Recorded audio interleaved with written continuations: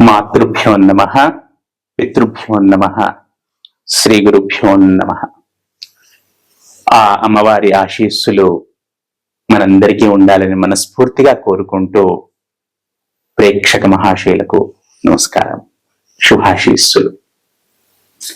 ఈ జూన్ నెలలో మేషాది 12 రాశుల వారికి గోచార రీత్యా ఫలితాలు ఎలా ఉంటాయో తెలుసుకుందాం. అయితే ఈ జూన్ మాసంలో కొన్ని ముఖ్యమైన పర్వదినములు ఉన్నాయి. ముందుగా వాటి గురించి తెలుసుకొని తర్వాత మనము రాశి ఫలాల్లోకి ప్రవేశిద్దాం. ఈ అమావాస్య తర్వాత మనకి ఈ అధిక జ్యేష్ఠ మాసము అనేది ముగుస్తుంది. 16వ తేదీ నుండి మనకు నిజ జ్యేష్ఠ మాసం మొదలవుతుంది. ఈ 16వ తేదీ తెల్లారి 17వ తేదీ నుండి మనకు మామూలుగా సాధారణంగానే గృహప్రవేశ ముహూర్తాలు, వివాహాది శుభకార్యములకు సంబంధించిన ముహూర్తాలు ప్రారంభమవుతున్నాయి. అలాగే ఈ మనకి ఇంకొక పర్వదినాలు కూడా ఉన్నాయి, కాకపోతే ఇవి చాలా ముఖ్యమైనవి. అలాగే వట సావిత్రి వ్రతం కూడా ఉంది మనకి పౌర్ణమి రోజు. బహుశా అది 29వ తేదీ, జూన్ 29 అనుకుంటున్నాను. పౌర్ణమి రోజు మనకి వట సావిత్రి వ్రతం కూడా ఉంది. ఈ విధంగా ఈ జూన్ మాసంలో మనకు చాలా పర్వదినాలు వస్తున్నాయి. విష్ణుమూర్తికి సంబంధించినవి, అమ్మవారికి సంబంధించినవి, శివుడికి సంబంధించినవి. చాలా చక్కగా ఈ మాసాన్ని వినియోగించుకుందాం. మనందరము భక్తి శ్రద్ధలతో ఆ భగవంతుడిని ఆరాధిద్దాము, యోగక్షేమములను పొందుదాము, ఆరోగ్యములను పొందుదాము. ఇక ఈ మాసము, ఈ జూన్ మాసంలో ద్వాదశాది రాశుల వారికి, మేషాది 12 రాశుల వారికి ఫలితాలు ఎలా ఉంటాయో తెలుసుకునే ప్రయత్నం చేద్దాం. ముఖ్యంగా ఈ 12 రాశుల వారు గమనించదగ్గ విషయం ఏంటంటే, ఏదైనా నేను చెప్తున్నాను అంటే అది రాశిని బేస్ చేసుకొని చెప్తున్నాను.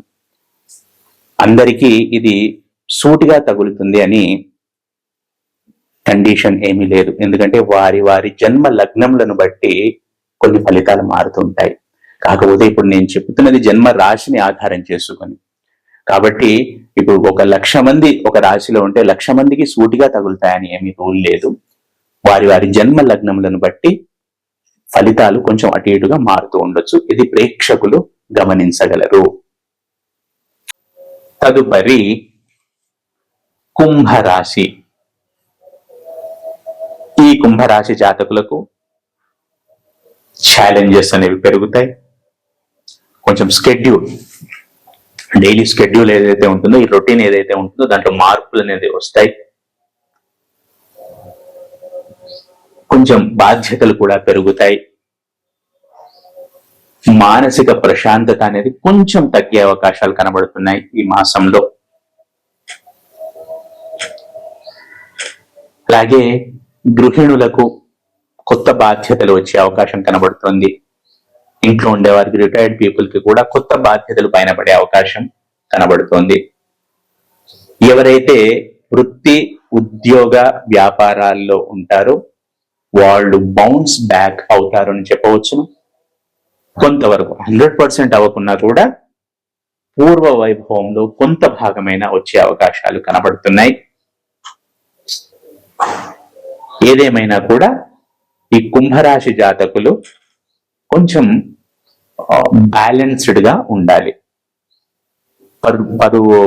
పలు విధములైన ఆలోచనలు మెదడులోకి వస్తూ ఉంటాయి, మనస్సులోకి వస్తూ ఉంటాయి, పుష్ చేయబడతాయి బయట నుండి.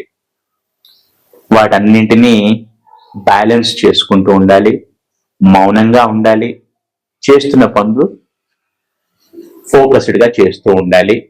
ఈ కుంభరాశి జాతకులు కొంచెం బాధ్యతలు అయితే పెరుగుతాయి. కొంచెం డైలీ స్కెడ్యూల్లో మార్పు అయితే వస్తుంది ఈ మాసంలో. ఆరోగ్యం పట్ల జాగ్రత్త వహించండి. అన్న పానీయాదుల విషయంలో జాగ్రత్త వహించండి. సరైన సమయంలో నిద్ర, సరైన సమయంలో భోజనము, సరైన వ్యాయామం ఒంటికి ఉండేలా చూసుకోండి. ఇవి చిన్నవి పాటిస్తే గనక ఈ మాసం కుంభరాశి జాతకులకు హాయిగా సాగుతుంది. ఎవరైతే విద్యార్థులు ఉంటారో వారు చక్కటి అవకాశాలను పొందుతారు. మన ఉద్యోగ పరంగానే అనుకోండి, హయ్యర్ ఎడ్యుకేషన్ పరంగానే అనుకోండి, చక్కటి ఫలితాలను, చక్కటి రిజల్ట్స్ ని ఈ మాసంలో పొందే అవకాశాలు కనబడుతున్నాయి. ఒకవేళ వాళ్ళ రిక్వైర్మెంట్ కి తగ్గట్టు లేకుంటే ఇంకా కష్టపడాలి నెక్స్ట్ ఇయర్ కోసం. కాకపోతే మాక్సిమం ఈసారి వారు అనుకున్న ఫలితాలనే పొందుతారు అన్ని విషయాలలో విద్యార్థులు. అలాగే మాట విషయంలో కొంచెం జాగ్రత్త అవసరము. అలాగే ధనము విషయంలో కూడా జాగ్రత్త అవసరం. ఎందుకంటే అనుకోని ఖర్చులు కనబడుతున్నాయి. అలాగే వస్తుంది అనుకున్న డబ్బు ఆలస్యంగా రావచ్చును. సో ఈ విధంగా ఆర్థిక పరమైన ఇంబ్యాలెన్స్ అనేది కనబడుతోంది. కాబట్టి పొదుపుగా ఉండండి, పొదుపుగా మాట్లాడండి, మాటలు కూడా పొదుపుగా ఉండాలి. కుటుంబ సభ్యులతో అన్యోన్యంగా ఉండే ప్రయత్నం చేయండి, ప్రశాంతంగా ఉండే ప్రయత్నం చేయండి. చాలు. మిగిలిన అన్ని విషయాలు చక్కగా ఉన్నాయి. ఈ కుంభరాశి జాతకులు ప్రతి నిత్యము దత్తాత్రేయ స్వామి ఆరాధన చేయడం ద్వారా సత్ఫలితాలను పొందుతారు. తదుపరి సింహరాశి. ఈ సింహరాశి జాతకులకు గతంలో ఎదురైన అనుభవాలు, గతంలో వారు పడ్డ కష్టాలు,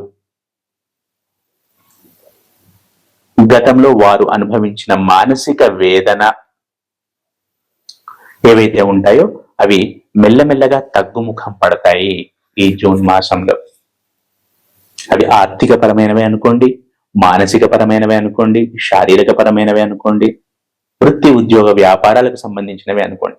ఏవైనా కూడా ద పాస్ట్ ఎగని ఏదైతే ఉంటుందో అది మెల్లమెల్లగా ఈ మాసంలో తగ్గే అవకాశాలు కనబడుతున్నాయి సింహరాశి జాతకులకు. ఏదేమైనా కూడా ప్రయత్నేన సఫలం మయా and hard work prevails over your luck అనేది మాత్రం దృష్టిలో ఉంచుకోండి. కష్టపడండి. ఎప్పుడైనా టార్గెట్ పెద్దగా పెట్టుకోండి. ఈ సింహరాశి జాతకులకు ముఖ్యమైన సూచన ఏంటంటే పెద్ద టార్గెట్ ఉండాలి. ఎందుకంటే మీకు అష్టమ శని నడుస్తుంది, అలాగే 12 గురువు కూడా ఉన్నాడు. ఈ విధంగా ఉండడం వల్ల కొంచెం ఖర్చులు అనేవి సహజంగా ఉన్నా కూడా టార్గెట్ ఎయిమ్ అనేది ఎంత పెద్దగా ఉంటే మీరు భవిష్యత్తుకు అంత చక్కటి పునాదులు వేసుకుంటున్నారని గుర్తుంచుకోండి. శని ఎప్పుడైనా పరీక్షిస్తాడు. మీ ఓపికను పరీక్షిస్తాడు, మీ పర్సివరెన్స్ ని, మీ పేషెన్స్ ని, మీ డిటర్మినేషన్ ని, మీ అంబిషన్ ని, ప్రతిదాన్ని పరిశీలిస్తాడు.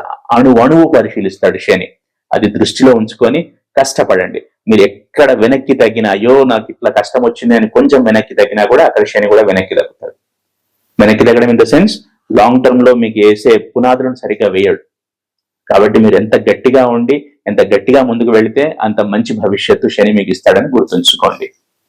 ఏదేమైనా కూడా ఈ సింహరాశి జాతకులకు ఈ నెలలో పాస్ట్ ఎగోని అనేది కొంచెం తగ్గుతుంది, ఇంతకు ముందే చెప్పుకుంటున్నట్టు.